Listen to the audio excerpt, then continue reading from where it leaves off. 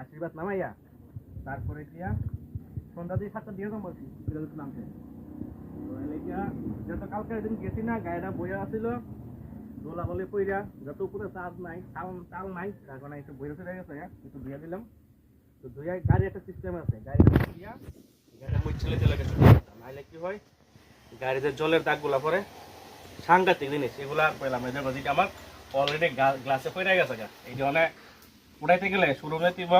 উল্টাপাল্টা টাকা চাই এবারে ওখানে মোটামুটি আমার গাড়িটা মই দিকে মুছতে শেষ হচ্ছে এই যে ধোয়ার পরে জলের পুরো রেডি হয়ে গেছে এই জলের পুরো রেডি মুছলে দিব নাইলে কি যে বললাম দাগ থাকা জায়গা এই দাগ উড়ান বড় কষ্ট এটার মধ্যে একটা কথা আছে দাগ উড়াতে গেলে এই রাবিং কাটতে লাগে তো গাড়ির কাছে আর কি এটা তো গাড়ির রাখি রাবিং কাটতে গেলে সময় খবর আছে টাকা পয়সা আছে তো কি লেগে শুধু আমি টাকা পয়সা দেবো একটু পরিশ্রম করে মুছে নিলে আমার এই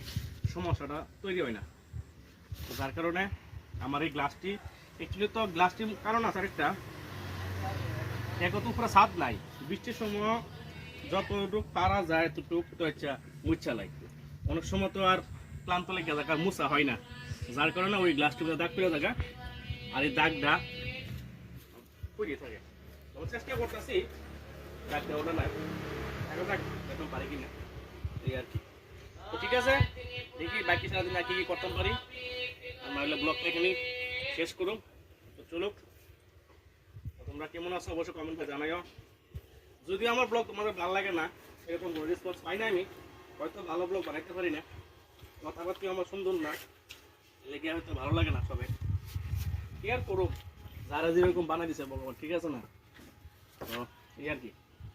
এটা কইতেছে বউ কইতেছে সব বলা তুমি কয় বেলা খাইবা আমি কইছি কয় বেলা খাও মানে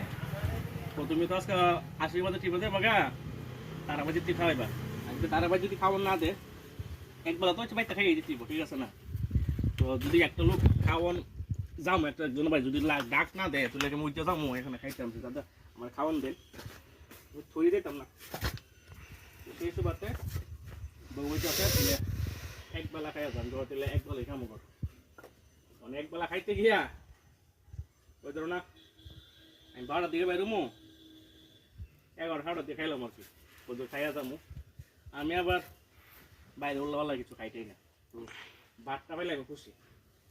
খাই না তো তা না মানে সেরকম সব জায়গা খাই না আর কি একটু জায়গাটাকে খাওয়ান জায়গাটা একটু দেখ খাই কারণ আমার একটু জায়গাটা ফ্রেশ লাগে আর কি যেখানে খামো ওই জায়গাটা ফ্রেশ লাগবো খাওয়ার জায়গাটা ফ্রেশ লাগবে এবং যে লোকগুলা দিতে আছে সাফ করতে আছে তারাও একটু দেখতে শুনতে ভালো হইতে আর পরিবেশটা হইতে পারে যেটা সাফ সুতরা এই আর কি তো ঠিক আছে চলো